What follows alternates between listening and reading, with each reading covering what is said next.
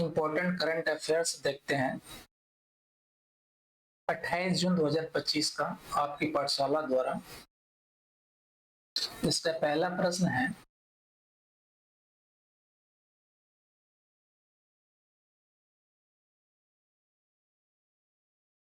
अप्रैल 2025 में भारत के एफडीआई प्रवाह में वर्ष कितने प्रतिशत की वृद्धि हुई है, ये पूछ रहा है। एक बार और प्रश्न को देख लेते हैं। अप्रैल 2025 में भारत के एफडीआई प्रवाह में वर्ष दर वर्ष कितने प्रतिशत की वृद्धि हुई है? ए 23%, बी 18%, सी 15% या डी 10%। तो कितने प्रतिशत की वृद्धि हुई है? ये वृद्धि है कितना? 23% की वृद्धि हुई है। भारत में प्रत्यक्ष विदेशी निवेश यानी कि अप्रैल 2025 में उल्लेखनीय वृद्धि के साथ 8.8 अरब डॉलर तक पहुंच गया, जो पिछले वर्ष की इसी अवधि की तुलना में 23% की वृद्धि दर्शाता है। इस वृद्धि ने भारतीय रिजर्व बैंक के विदेशी मुद्रा भंडार में सकारात्मक योगदान दिया। हालांकि अनिवासी जमा जैसे अन्य बाह्य निवेशों में मंदी देखी गई।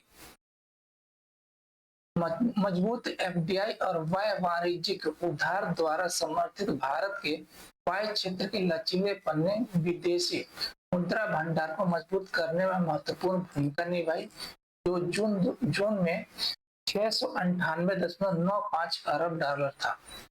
22% का यह आंकड़ा प्रत्यक्ष रूप से वर्ष दर वर्ष एफडीआई प्रवाह वृद्धि को दर्शाता है।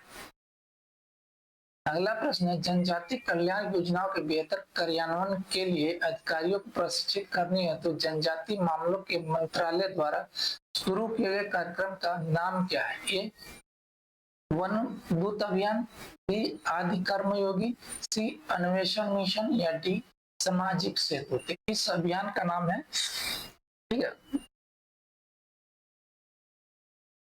इस कार्यक्रम का नाम है, क्या नाम है? आदि कर्मयोगी। यह जनजाति कल्याण योजनाओं के क्रियान्वयन में आने वाली चुनौतियों का समाधान करने के लिए केंद्रीय जनजाति कार्य मंत्रालय द्वारा आदि कर्मयोगी कार्यक्रम शुरू किया गया था। इसका उद्देश्य क्षेत्र स्तरीय अधिकारियों का एक राष्ट्रव्यापी कैडर तैयार करना है, जो जनजातीय क्षेत्र में प्रभावी ढंग से सेवाएं प्रदान करने के लिए प्रेरित और प्रशिक्षित हों। इस पहल की घोषणा आदि अन्वेषण सम्मेलन के समापन पर की गई और इसका लक्ष्य 20 लाख से अधिक जमीनी स्तर के हितधारकों की क्षमता निर्माण के माध्यम से व्यवस्थागत सुधार लाना है। कार्यान्वयनकर्ताओं की प्रतिबद्धता और क्षमता को बढ़ाकर आदि कर्मयोगी अंतिम छोर तक पहुंच की कमी को पूरा करना और यह सुनिश्चित करना चाहता है कि जनजाति समुदाय सरकारी योजनाओं का पूरा लाभ उठाएं। अगला प्रश्न है, किस भारतीय राज्य ने पुनौरा धाम में भव्य जानकी मंदिर के निर्माण की देखरेख के लिए एक ट्रस्ट का गठन किया? ए उत्तर प्रदेश सरकार, बी मध्य प्रदेश, सी बिहार या डी झारखंड। तो ये कौन सा राज्य? ये बिहार राज्य है जिसने एक ट्रस्ट का गठन किया किसके? पुनौरा धाम में भव्य जानकी मंदिर के निर्माण की देखरेख के लिए। बिहार राज्य ने सीतामढ़ी जिले में स्थित पुनौरा धाम में भव्य जानकी मंदिर के निर्माण और विकास के प्रबंधन के लिए एक समर्पित ट्रस्ट की स्थापना की, जिसे पारंपरिक रूप से देवी सीता का जन्म स्थान माना जाता है। श्री जानकी जन्मभूमि पुनौरा धाम मंदिर न्यास समिति नामक इस ट्रस्ट की आधिकारिक घोषणा 26 जून 2025 को एक राजपत्र अधिसूचना के माध्यम से की गई। यह कदम धार्मिक पर्यटन को बढ़ावा देने और सांस्कृतिक विरासत के संरक्षण के बिहार के दृष्टिकोण के अनुरूप है।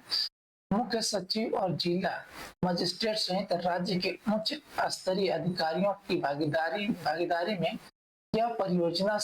इस परियोजना से स्थानीय रोजगार और बुनियादी ढांचे में वृद्धि होने की उम्मीद है।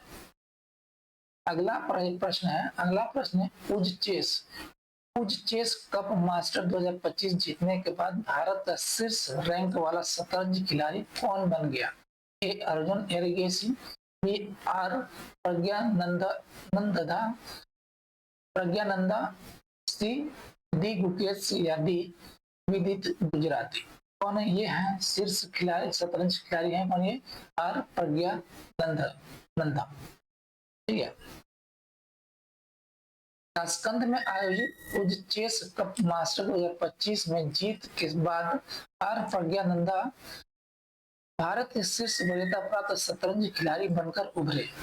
19 वर्षीय ग्रैंड मास्टर ने राउंड रॉबिन चरण में 5.5 अंक हासिल किए और टाई ब्रेकर जीतकर खिताब अपने नाम किया। यह इस साल का उनका तीसरा क्लासिकल खिताब था और उनकी लाइव FIDE रेटिंग क्या है? 2778.3 हो गई, जिससे वे विश्व में चौथे स्थान पर पहुंच गए। इस उपलब्धि के साथ उन्होंने साथी भारतीय खिलाड़ी डी गुकेश और अर्जुन एरिगेसी को पीछे छोड़ दिया और लाइव रैंकिंग में सर्वोच्च रेटिंग प्राप्त भारतीय शतरंज खिलाड़ी बन गए। उनकी यह सफलता वैश्विक शतरंज में उनकी उल्लेखनीय निरंतरता और बढ़ते प्रभुत्व को दर्शाती है।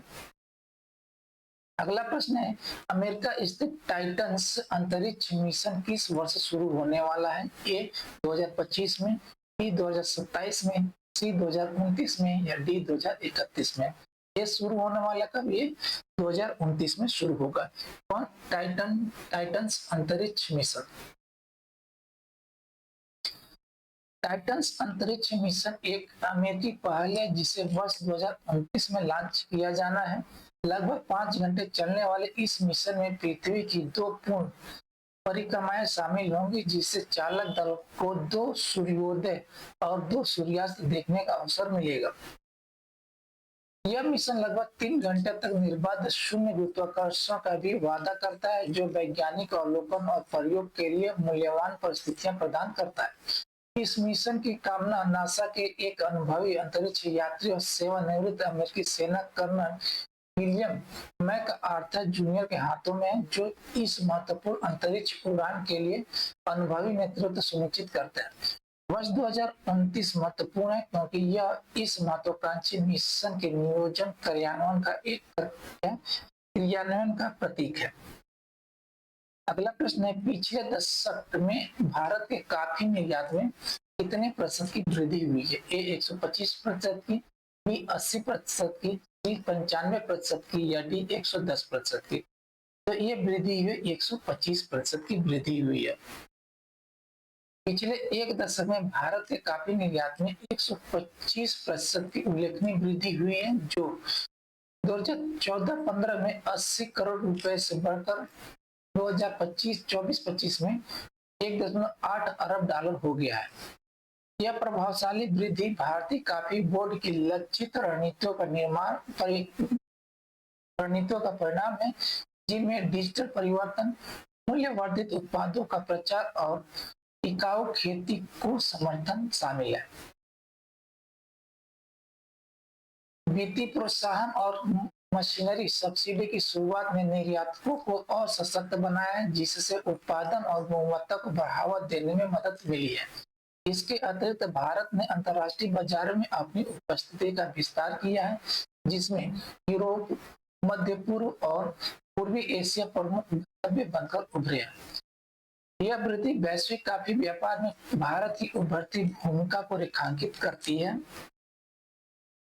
अगला प्रश्न है, पारंपरिक कोल्हापुरी चप्पल मुख्य रूप से किस भारतीय राज्य में बनाई जाती है? ए राजस्थान में, बी गुजरात में, सी कर्नाटक में या डी महाराष्ट्र में? कहाँ बनाई जाती है? महाराष्ट्र में बनाई जाती है कोल्हापुरी चप्पलें। कोल्हापुरी चप्पलें जो अपनी हस्तनिर्मित चमड़ों की कारीगरी के लिए प्रसिद्ध है, महाराष्ट्र की एक पारंपरिक जूता शैली है। ये चप्पलें 12वीं शताब्दी से प्रचलन में हैं और आमतौर पर स्थानीय कारीगर समुदाय द्वारा चमड़े की परतों को मजबूती से पकड़ने के लिए काली मिट्टी का लेप लगाने और चपरेगा जैसे सजावटी तकनीकों का उपयोग करके बनाई जाती है।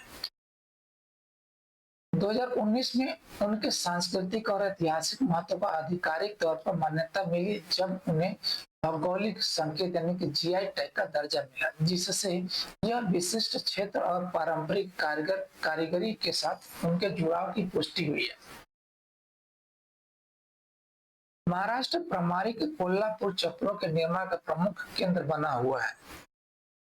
अगला प्रश्न है, सोनभद्र में इस जीवाश्म स्थल को हाल ही में यूनेस्को की विश्व धरोहर स्थल की अस्थायी सूची, कौन से अस्थायी सूची में शामिल किया गया?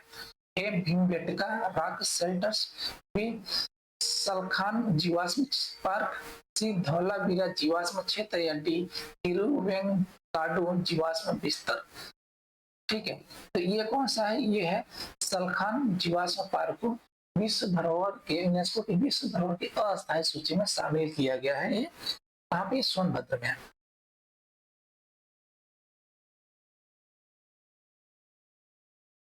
उत्तर प्रदेश के सोनभद्र जिले में उत्तर प्रदेश के सोनभद्र जिले में रॉबर्ट्सगंज से लगभग 15 किलोमीटर दूर सलखान गांव के पास स्थित सलखन जीवाश्म पार्क को यूनेस्को की विश्व धरोहर स्थलों की अस्थायी सूची में शामिल किया गया है।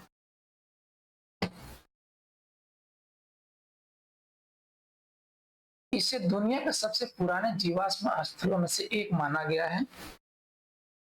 यह समावेश इस स्थल के पुरापाषाणकालीन महत्व को वैश्विक मान्यता दिलाने की दिशा में एक महत्वपूर्ण कदम है। यह विकास उत्तर प्रदेश पारिस्थितिकी पर्यटन विकास बोर्ड और लखनऊ स्थित बीरबल साहनी पूरा विज्ञान संस्थान के बीच हस्ताक्षरित एक समझौता ज्ञापन के माध्यम से संभव हुआ, जिसका उद्देश्य पार्क की विरासत और पारिस्थितिक मूल्य को संरक्षित और बढ़ावा देना है। अगला प्रश्न है, भारत ने पठानकोट पंजाब से गुलाब की खुशबू वाली लीची का पहला निर्यात किस देश को भेजा? ए ओमान को, बी बहरीन को, सी कुवैत को, या डी कतर को? इसको भेजा, ये कतर को भेजा है। भारत ने हाल ही में पंजाब के पठानकोट से दोहा कतर को गुलाब की खुशबू वाली लीची की पहली खेप भेजकर कृषि निर्यात में एक महत्वपूर्ण उपलब्धि हासिल की है। एक कदम एपीडा और पंजाब बागवानी विभाग द्वारा सुगम बनाया गया और यह भारत के उच्च गुणवत्ता वाले बागवानी निर्यात पर बढ़ते ध्यान को दर्शाता है। इस खेप में फलों की ताजगी सुनिश्चित करने के लिए रेफ्रिजरेटर पैलेट का इस्तेमाल किया गया, जिससे रसद दक्षता में वृद्धि हुई। यह पहल निर्यात विविधीकरण, किसान सशक्तिकरण और भारत के वैश्विक कृषि व्यापार उपस्थिति को बढ़ाने के व्यापक लक्ष्य के अनुरूप है। यह निर्यात न केवल उच्च मूल्य वाली फसलें पैदा करने की भारत की क्षमता को प्रदर्शित करता है, बल्कि पहाड़ी क्षेत्र विशेष रूप से कतर और संयुक्त अरब अमीरात में नए बाजार अवसर भी खोलता है।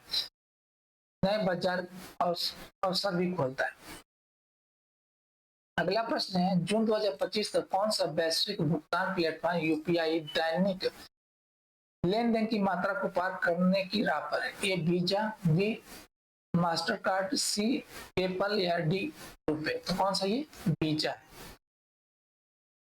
जून 2025 की शुरुआत तक भारत के यूनिफाइड पेमेंट इंटरफेस यानी कि यूपीआई दैनिक लेन देन मात्रा के मामले में वीजा से आगे निकल गया है, जहां वीजा का वैश्विक दैनिक औसत 640 मिलियन है, जबकि प्रतिदिन 650 मिलियन से अधिक लेन देन दर्ज किए गए हैं किसके? यूपीआई द्वारा। यह एक ऐतिहासिक क्षण है जहां एक उभरती अर्थव्यवस्था की एक स्वदेशी डिजिटल भुगतान प्रणाली सबसे बड़े अंतरराष्ट्रीय कार्ड नेटवर्क में से एक को पीछे छोड़ रही है। यूपीआई के तीव्र विकास का श्रेय इसके रियल टाइम शून्य लागत मॉडल, स्मार्टफोन और इंटरनेट के बढ़ते उपयोग, ग्रामीण क्षेत्रों में व्यापक रूप से अपनाए जाने और विभिन्न स्तरों पर व्यापारी एकीकरण को दिया जा सकता है। ऑफलाइन भुगतान और क्रेडिट आधारित यूपीआई सेवाओं जैसे नवाचार या वैश्विक भुगतान पारिस्थितिकी तंत्र को नया रूप दे रहा है। थैंक यू जी, धन्यवाद।